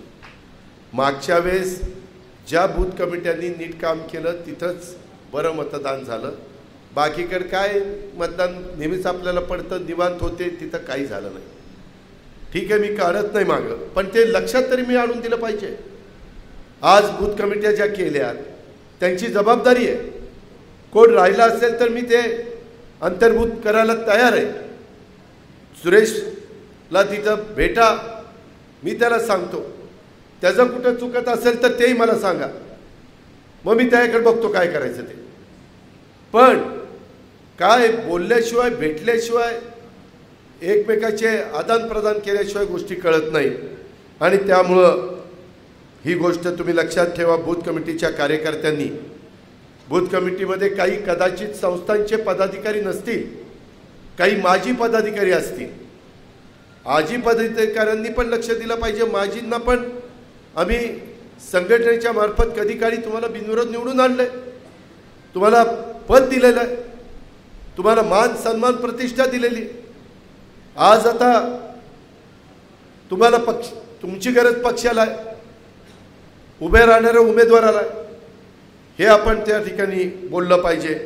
बूथ कमिटी करण्याचा उद्देश असा आहे की मतदारसंघातील प्रत्येक मतदारापर्यंत राष्ट्रवादी काँग्रेस पक्षाचा घड्याळाचा कार्यकर्ता हा अजित पवार हे समजूनच तिथं पोचला पाहिजे. मी तुम्हाला जे सांगतोय ते ह्या कानाचं ऐकून ह्या कानाचं सोडायला नाही. मी घसा कोरडा करतोय ते तुम्ही हे सगळं त्या बूथवाल्यांनी तिथं मतदारांना सांगितलं पाहिजे. पक्षाची ध्येय धोरणं प्रत्येक मतदारापर्यंत निवडणूक होईपर्यंत जायला हवीत. ज्या मी महिला ज्यांना ज्यांना लाडकी बहीण योजनेचे पैसे मिळालेत, जुलै ऑगस्टचे मिळालेत, सप्टेंबरचे पैसे आता अकाउंटला आलेत, ऑक्टोबर नोव्हेंबरचे पण 10 ऑक्टोबरच्या आत तुम्हाला देतो महिलांना. म्हणजे तिथं पण कुठं कमी पडत नाही, बोलल्याप्रमाणे सगळं करून देतो. हे मुख्यमंत्र्यांनी आम्ही सगळ्यांनी ठरवलेलं आहे. आणि त्या पद्धतीनं माझ्याकडेच निधी सोडायचं काम असतं. ते आमची आदिती तटकरे, ती महिला बाल विकास खात्याची मंत्री आहे, तिला देण्याच्याबद्दलच्या सूचना ह्या मी दिलेल्या आहेत तिच्या विभागाला. यातही मतदारांना आपण एक गोष्ट आवर्जून सांगायला हवी की आम्ही फक्त निवडणुकीपुरतं तुमच्याकडे येत नाही. सतत आमची नाळ बारामतीकरांशी जोडलेली आहे. बारामतीत आज जे काही उभं आहे ते तुमच्या मतदारांच्या पाठिंब्याच्या जोरावरच झालेलं आहे. हे मतदारांना आपल्या प्रत्येक कार्यकर्त्यांनी समजून सांगितलं पाहिजे. हे कृपा करून लक्षात घ्या. आणि सांगत असताना नीटपणे कुठलंही चूक न करता भान ठेवून, नाहीतर कुठंतरी एकपेक टाकायचं आणि आलो भेटायला, ज्या आयला माझी हे मिळणारं मत माझं मिळायचं नाही, म्हणजे पक्षाला मिळणारं मत तसलं काही नको. आणि मत ते मिळणार नसेल, ते म्हणले दादा आम्ही अमक्याला मत देणार आहे, ठीक आहे बाबा तुझा अधिकार आहे, विनंती करणं आमचं काम आहे, आम्ही ती विनंती केली, हात जोडून केली, पुढं जायचं. नाही तर बघतोच तुझ्याकडे देत नाही काय, पुढच्या वेळेस बघतोच तुझ्याकडे, झालं वाटोळच झालं आपलं. हे लक्षात ठेवा सगळ्या बूथवाल्यांनी, सगळ्या इतर कार्यकर्त्यांनी. आणि याच्यामध्ये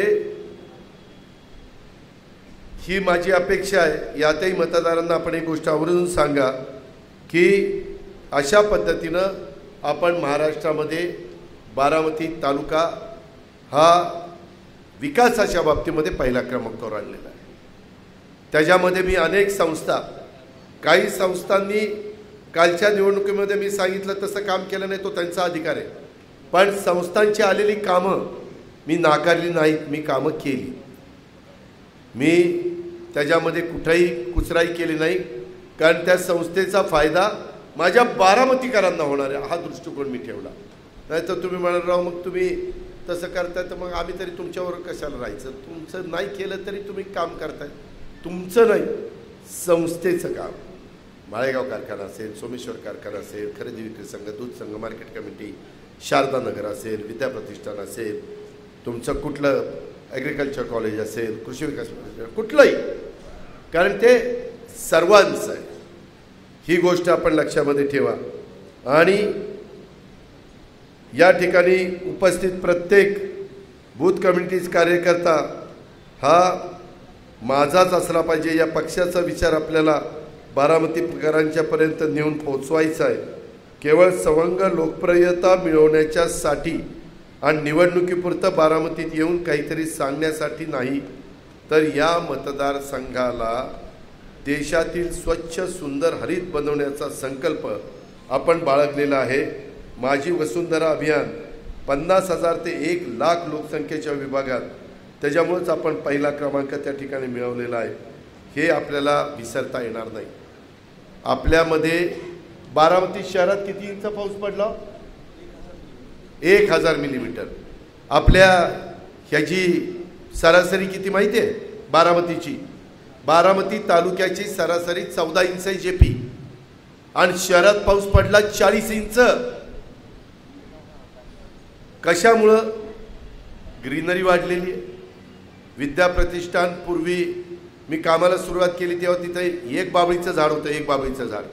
मदनराव, तुम्हाला जर मदनराव गेले त्यांना आठवत असेल, त्यांच्याकडनंच खतं बितं मागितलेली होती, शेणखत बिनखत आपण अनेक लोकांच्याकडनं मागितली होती।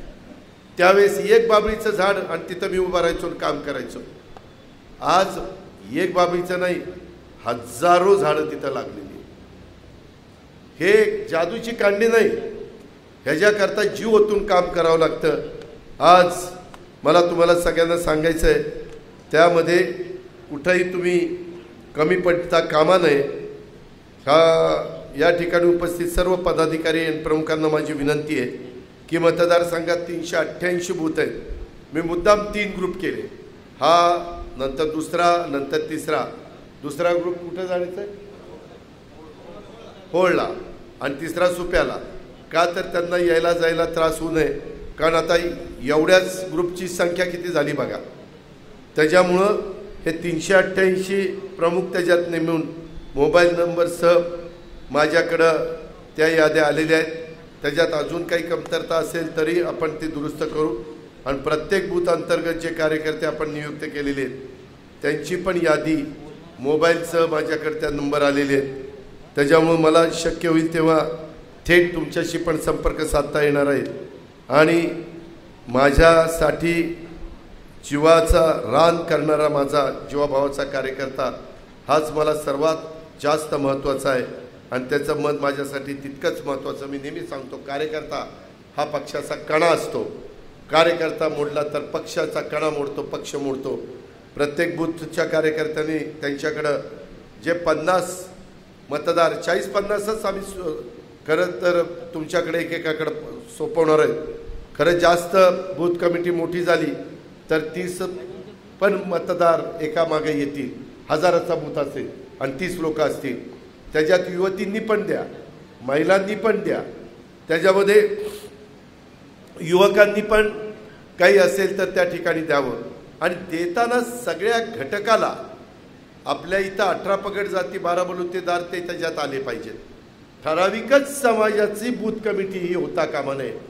आत्ता आलेल्यामध्ये मला आता इथे यादी दिली, त्याच्यात कुठं काही राहिलं असेल 19-20 तर ते पण त्याच्यामध्ये सामावून घ्या, अशी माझी आपल्याला विनंती आहे। आणि त्या मतदारांना वैयक्तिक संवाद तुम्ही साधा, त्याच्या अडचणी असतील, काही समस्या असतील त्या लिहून त्या ठिकाणी घ्या, बूथ प्रमुखांकडे त्या द्या, माझ्यापर्यंत किंवा माझ्या सहकाऱ्यांच्यापर्यंत पोचवा, जेणेकरून प्रत्येक मतदाराचं म्हणणं पक्षाने ऐकून घेतलं आहे, त्याची दखल घेतली असा संदेश त्यांच्यामार्फत त्या ठिकाणी दिला जाईल। आणि ही यंत्रणा कृपा करून बाबांनो प्रभावीपणे आपल्याला राबवायची आहे। मी स्वतः या सगळ्या प्रक्रियेवर लक्ष ठेवणार आहे। त्याचा आढावा पण जरी महाराष्ट्रात कुठेही असलो तरी त्या ठिकाणी व्हिडिओ कॉन्फरन्सिंगच्याद्वारे घेता येतो। दुसरीकडं बारामती तालुक्यातील आपल्या विचाराच्या सर्व संस्थांच्या पदाधिकाऱ्यांना देखील माझी विनंती आहे, आजी माझी, मतदान होईपर्यंत बारामती सोडून कुठं जाऊ नका। आता कुठं कुणाचे दौरे बिवरे ठरलेले असतील, परदेशी दौरा, देवदर्शनाचा दौरा, अभ्यास दौरा, तर ते अभ्यास तो राहू द्या, आता हा अभ्यास करा आणि मग मतदान झाल्यावर तो अभ्यास डबल करू। पण ते सगळं तुम्ही थांबवा आणि मतदार यादी समोर ठेवून त्या मतदारांपर्यंत पोहोचवणं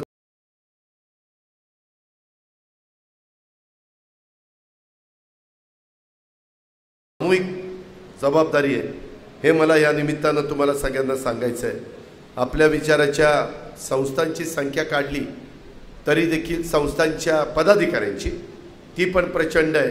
म्हणजे 388 बूथला प्रत्येकाला एक एक देखील संस्थाचा पदाधिकारी त्या ठिकाणी देता येईल आणि जास्त करून तो त्या त्या भागातलाच असला पाहिजे. तालुक्यात इतर ठिकाणी शक्यतो जायचं त्यानं नाही, हेही मला या निमित्तानं सांगायचं आहे. ज्या पदाधिकाऱ्यांना भाषणाच्या निमित्तानं तालुक्यात पाठवायचं आहे त्याची यादी आम्ही बसून तयार करू आणि संबंधितांना ती पाठवू. बोलताना प्रत्येक शब्द मापून तोलून मापून त्या ठिकाणी बोलला गेला पाहिजे. ही वेळ आपल्याला सगळ्यांना एकत्रित काम करण्याची. सर्वच प्रमुख पदाधिकाऱ्यांशी मी वैयक्तिक बोलण्याचा प्रयत्न करतोय, परंतु एकजुटीने आपल्याला ह्या निवडणुकीला सामोरं जायचं आहे. याची खूणगाठ प्रत्येकाने मनाची बाळगा. एकमेकांविषयी तक्रारी करण्यापेक्षाही चांगलं विधायक काय करता येईल, आपल्याला लोकांशी अधिक संपर्क कसा ठेवता येईल, या सर्ववर आपण भर द्या असं मी तुम्हाला आव्हान करतो. थोडंसं मला मागं जाताना मी फार जोरात जायचो, परंतु यावेळेस थोडा लोकसभेचा वेगळा निकाल लागला. बारामतीकरांनी ठरवलेलं होतं की खासदारकीला ताईंना निवडून द्यायचं आणि त्याच्यामुळं बऱ्याच घरातले काही तर म्हणायचे आमची 4 मतं आहेत, 2 दादाला 2 साहेबाला. असंही काहींनी केलं, पण काहींनी असंही केलं की यावेळेस 4च्या 4 साहेबाला. आता पुढं कुणाला द्यायचं ते तुम्ही बघा, परंतु हे झालेलं आहे, हे नाकारू शकत नाही. काही बूथ मी बघितले, माझा अल्पसंख्याक समाज पण माझ्यापासून बराच दूर गेलेला मला पाहायला मिळाला.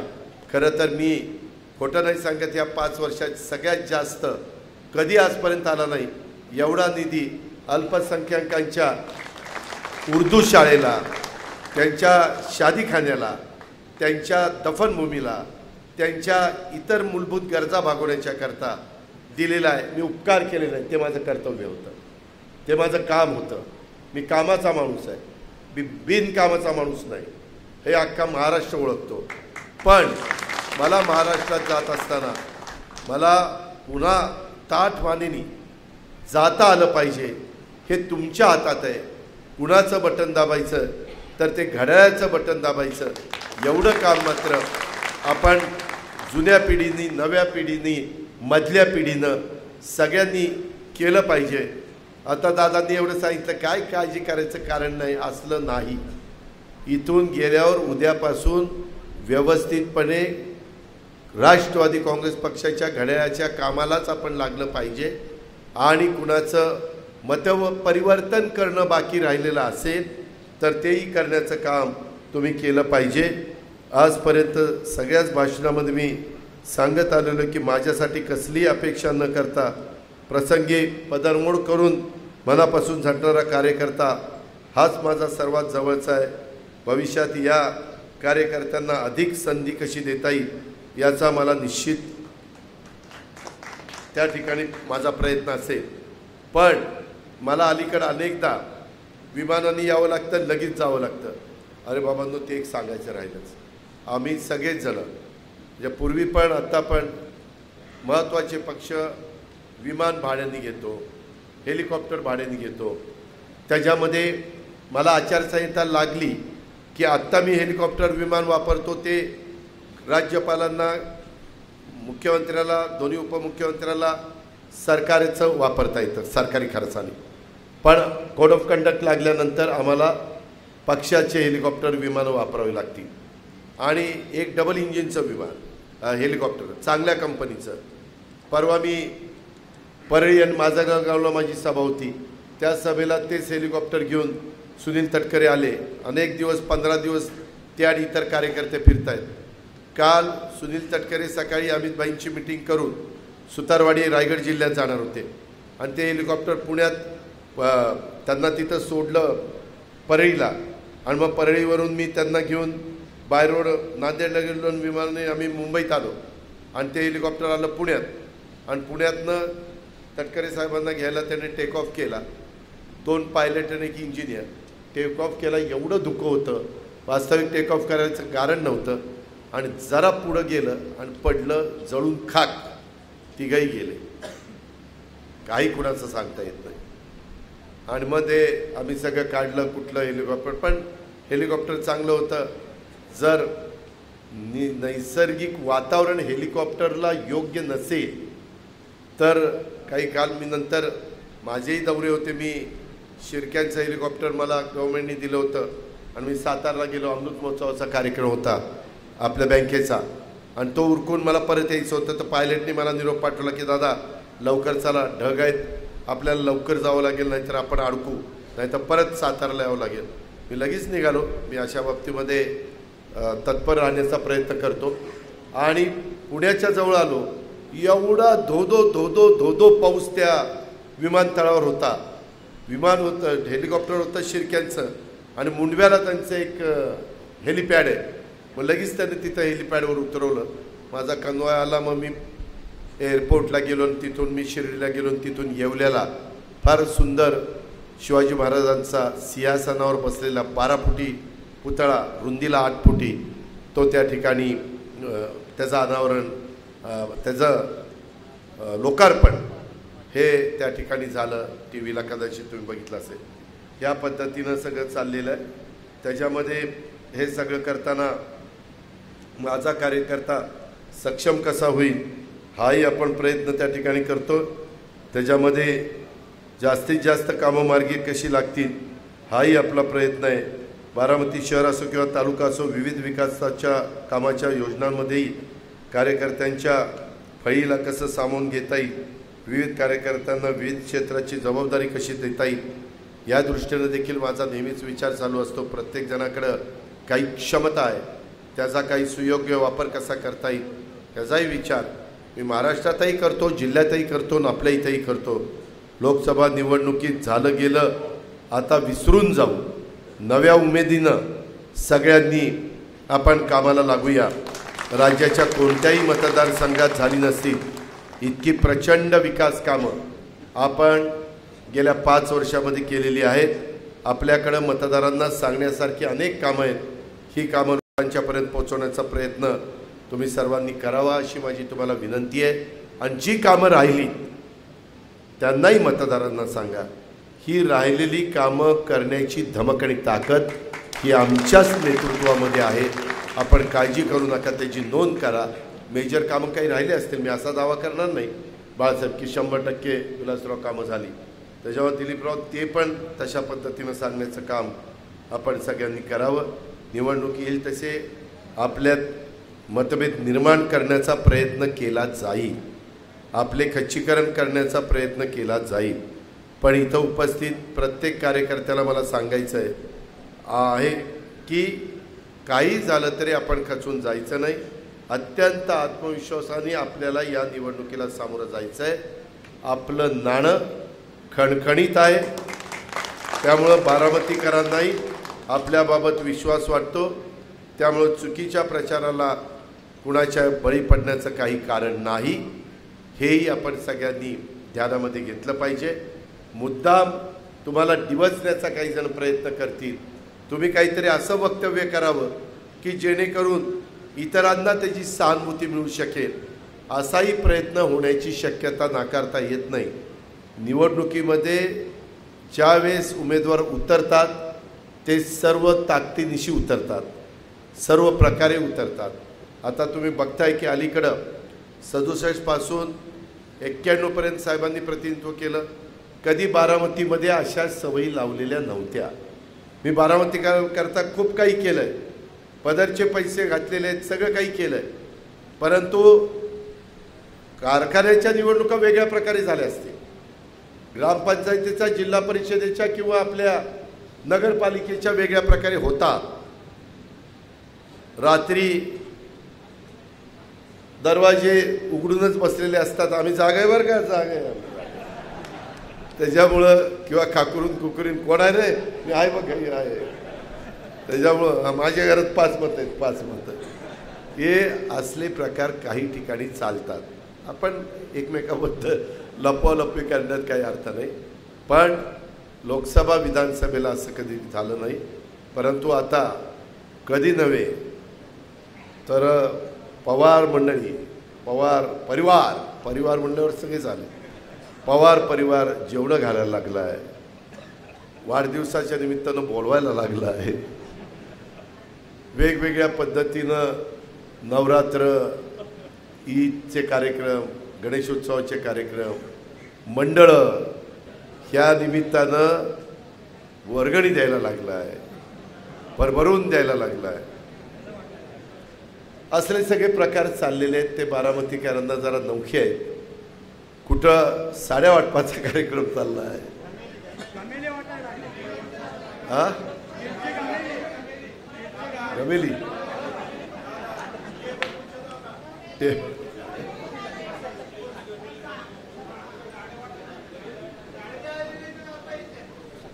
विलासराव, आपल्याला शेवटी प्रत्येकाला उभं राहण्याचा, मत मागण्याचा अधिकार आहे. आपण आपल्या पद्धतीनं जाऊ, आपण कुणावर बोलायचं नाही. परंतु हे बारामतीकरांना नवीन आहे. आपण बारामतीकरांना कुठं उपयोगी पडत होता, दुष्काळ पडला त्याला दुष्काळातनं बाहेर काढण्याच्या करता आपण त्याच्या पाठीशी उभं राहायचो.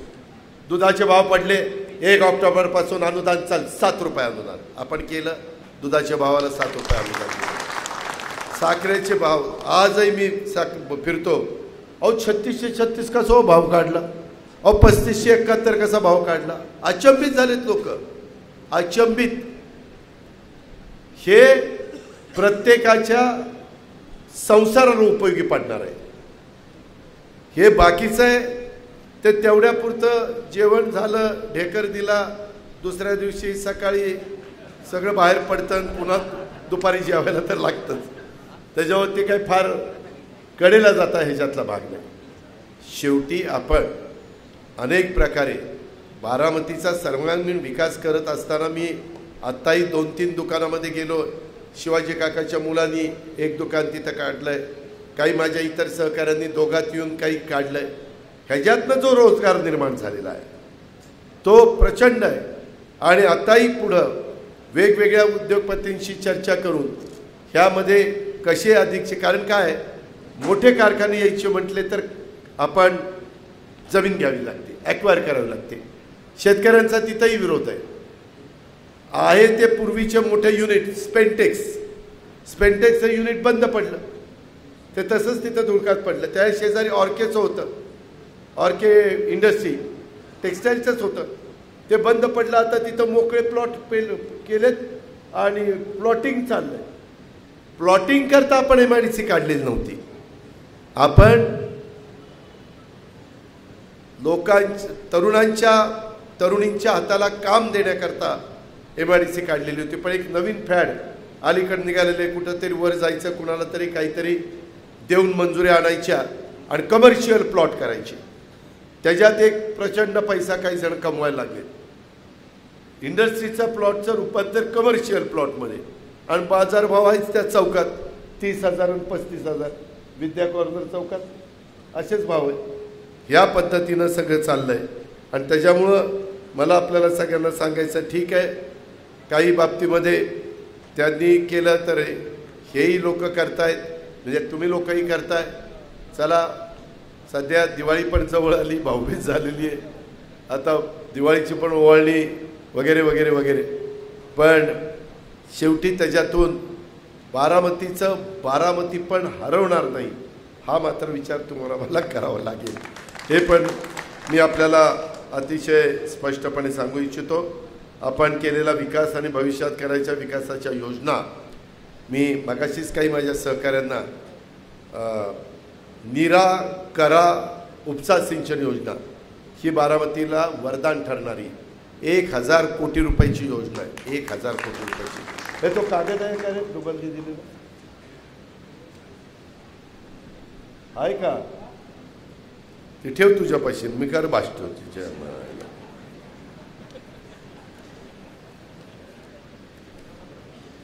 बराच लवकर दिला, धन्य धन्य. ती योजना साधारण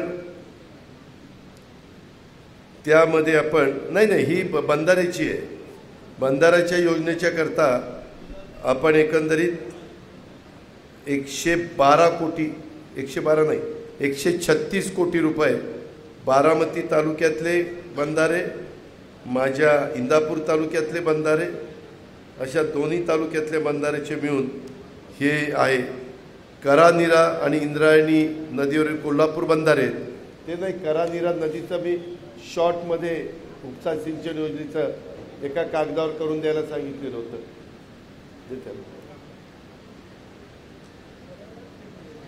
हां तुम्ही जाऊ ना. नाही केटीवेअर नाही, मी वेगळी योजना. केटीवेअरची तर वेगळी. यावेळेस मी एक वेगळी योजना आणली, निराकरा उपसा सिंचन योजना. त्याच्यामध्ये मित्रांनो तुम्हाला आश्चर्य वाटेल, ह्याच्यात 2 मीटर 2.30 मीटर म्हणजे किती फूट झाले? 3 2 6 8 फूट. 7 ते 8 फूट रुंदीची पाईपलाईन आहे. 2 व्यासाची 2 पाईपलाईन आहेत. या योजनेचं काम 2 टप्प्यात होणार आहे. पहिल्या टप्प्यात 128 मीटर रायझिंग मेन आणि दुसऱ्या टप्प्यात 115 मीटरची दुसरी रायझिंग मेन, अशी याची एकूण 17 किलोमीटर लांबी राहणार आहे. टप्पा 1 करता 23,986 हॉर्सपॉवर 23,986 हॉर्सपॉवरचे मोटारी आहेत आणि टप्पा 2 करता 14,995 हॉर्सपॉवरच्या मोटारी आहेत. अशा एकंदरीत 38,981 हॉर्सपॉवर म्हणजे जवळपास 39,000 हॉर्सपॉवरच्या अश्वशक्तीच्या मोटारी, पाण्याच्या मोटारी ह्याच्यात प्रस्तावित केलेल्या आहेत. त्याच्यामध्ये ह्यामध्ये 1,000 कोटी रुपये याचा खर्च अपेक्षित आहे. आणि बारामती तालुका पुणे जिल्ह्यातील पूर्व भागात स्थित बारामती तालुक्यातला बराचसा भाग हा पाण्याने वंचित राहिलेला आहे. त्याला कव्हर करण्याचा आपला सगळ्यांचा ह्याच्यामध्ये प्रयत्न आहे. बारामतीच्या 33 गावांचा ह्याच्यामध्ये समावेश झालेला आहे. प्रकल्प अहवालानुसार 2 TMC पाण्याचं नियोजन ह्याच्यात आपण करतोय. ओव्हरफ्लोचं आणि असणारं 2 TMC नाही मिळालं हां 2 TMC. आणि त्यामध्ये गावांच्या यादीमध्ये काही राहिलं असलं तर लगेच राव माझं गाव विसरलं तसं नाही. सगळे गावं मेजॉरिटी आम्ही कव्हर करतोय. जी कव्हर नाही झाली ती पुरंदरमधनं कव्हर करतो. कारण पुरंदरला आता 52 कोटीचं काम सुरू झालं का पुरंदरचं? हां सुरू झालं. वाकी आहे ह्याच्यात, म्हणजे वाकी, भिलारवाडी, डाकाळे, मुडाळे, चोपडत, चौदरवाडी, देऊळवाडी, गडदळवाडी, करंज, मगरवाडी, सस्तेवाडी, निडाका लाभ क्षेत्रातील बाहेरचा भाग. म्हणजे निडाका म्हणजे नीरा डावा कालवा लाभ क्षेत्रातील बाहेरचा सस्तेवाडीचा भाग. तसाच खंडोबावाडीचा निडाका लाभ क्षेत्रातील बाहेरचा भाग. पंढाऱ्यामध्ये देखील नीरा डावा कालवा लाभ क्षेत्रातील बाहेरचा भाग घेतला आहे. वागळवाडीचा नीरा डावा कालव्याचा लाभ क्षेत्रातील बाहेरचा भाग घेतला आहे. करंजे पूल, वडगाव निंबाळकर ह्याच्यात पण निडाका म्हणलं की समजायचं नीरा डावा कालव्याच्या लाभ क्षेत्रातील बाहेरचा भाग. तर कोराळे बुद्रुक निडाका, जळकेवाडी, कामगळवाडी, सोनकसवाडी, कुर्णेवाडी निडाका, माळेगाव बुद्रुक निडाका, माळेगाव खुर्द निडाका, करावागज ग्रामीण, बारामती ग्रामीण, नेपतवळ, मेडत निडाका, काळखरेवाडी, जनाई सिरसाई उपसा सिंचन योजनेच्या लाभ क्षेत्रातील बाहेरचा भाग, शेरेचवाडी, बाबुर्डी, काराटी, जळगाव सुपे, अंजनगाव, जनाई सिरसाई उपसा सिंचन योजनेच्या लाभ क्षेत्रातील बाहेरचा भाग. अशा पद्धतीनं आपण ही गावं घेतलेली आहे आणि त्याच्या संदर्भातलं बरंचसं काम डुबल यांनी केलेलं आहे. खरं तर डुबलला माझी चूक झाली. 2 वर्षापूर्वीच आणलं असतं तर आत्तापर्यंत आपलं कामच सुरू झालं असतं. परंतु त्यांनी आल्यावर अभ्यास करून ही सगळी योजना दिलेली आहे. आणि 2 TMC म्हणजे 20,000 एकराला 12 महिने पुरेल एवढं पाणी. 20,000 एकराला 12 महिने पुरेल एवढं पाणी. हे आल्यानंतर आपोआप माझ्या माळेगावला, माझ्या सोमेश्वरला ऊसाचं क्षेत्र त्या ठिकाणी वाढणार आहे. इतर पण फळबागा वगैरे शेतकऱ्यांना घेता येणार आहे. ह्या सगळ्या गोष्टी करता येणार आहेत. आणि अशा पद्धतीनं टप्पा पहिल्यामध्ये एकूण 2,000 अश्वशक्तीचे एकूण 12 पंप बसवतो आहे. काही पंप स्टँडबाय राहतील टप्पा 2ला 2150 अश्वशक्तीचे हॉर्सपॉवरचे 7 पंप आपण बसवतोय. त्याच्यातले काही पंप स्टँड बाय राहतील आणि ह्याच्यातून एकंदरीत ह्या 33 गावात 18,000 हेक्टर म्हणजे 18 दुने 36 आणि 9 45 45,000 एकराला पाणी ह्याच्यातून मिळणार आहे. 45,000 एकर. आणि पावसाळ्यात तर ते ओव्हरफ्लोचं पाणी भरभरून आपण देणार आहे. त्यामुळं ह्याच्यातनं खूप फरक. मी मागे एकदा कुठल्या तरी सभेमध्ये म्हणलो होतो, मला माझ्या बारामतीचा जिरायत भाग हा शिक्का पुसायचा आहे, हा शब्द मला पुसायचा आहे. आणि त्याच्यातनं ही योजना आपण आणलेली आहे. आणि ह्या सगळ्या गोष्टी आपल्याला सगळ्यांना मित्रांनो करायच्यात. काही काही लोक म्हणतात विकास झाला, रस्ते झाले, इमारती झाल्या, सुधारणा झाल्या म्हणजे विकास होतो का वगैरे वगैरे. तर ठीक आहे, त्यांना काय, त्यांचा विकासाचा अर्थ कदाचित वेगळा काही असू शकतो, तो त्यांना लखला. आपण आपल्या जे काही आजपर्यंत परंपरा चालत आलेली आहे त्या परंपरेने पुढं जाण्याचं काम करू. आणि ह्या सगळ्या योजना आम्ही सोलरवर घेतो आहे, म्हणजे विजेचा बिल पण कमी होण्याच्या दृष्टिकोनातनं. जसं आता 9,500 मेगावॉट वीज आम्ही तयार करण्याच्याकरता जमिनी उपलब्ध करून दिलेल्या आहेत. ह्याच्यात 39,000 ना, 39 हॉर्सपॉवर म्हणजे किती मेगावॉट? हां नाही 4 नाही.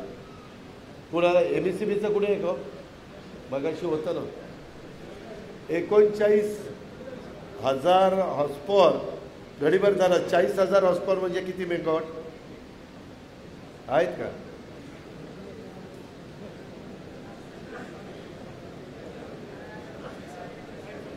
मला एक्सक्यूज मी, मला एक सांगा, 40,000 हॉर्सपॉवर म्हणजे किती मेगावॉट? मेगावॉट 29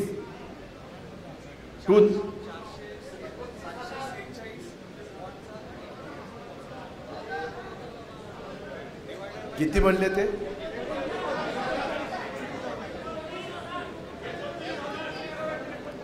$29,000 कुठला येईल?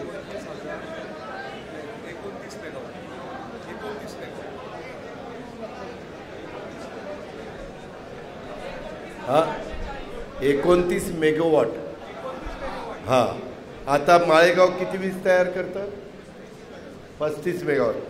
म्हणजे साधारण त्या योजनेला कारखान्याला लागून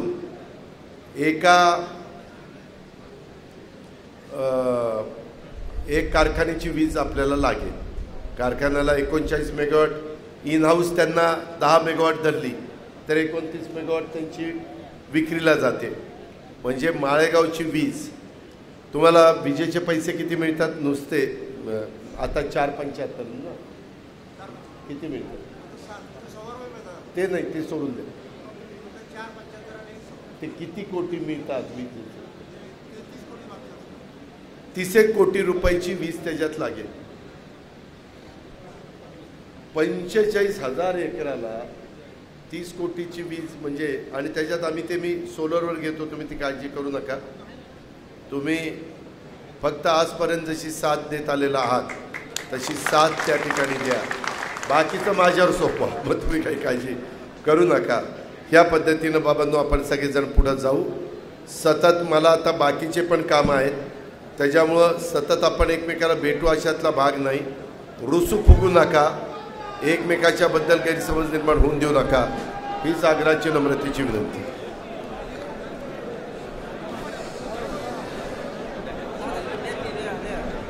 हॅलो, धन्यवाद दादा. स्टेजवर गर्दी करू नका. सॉरी, स्टेजवर एक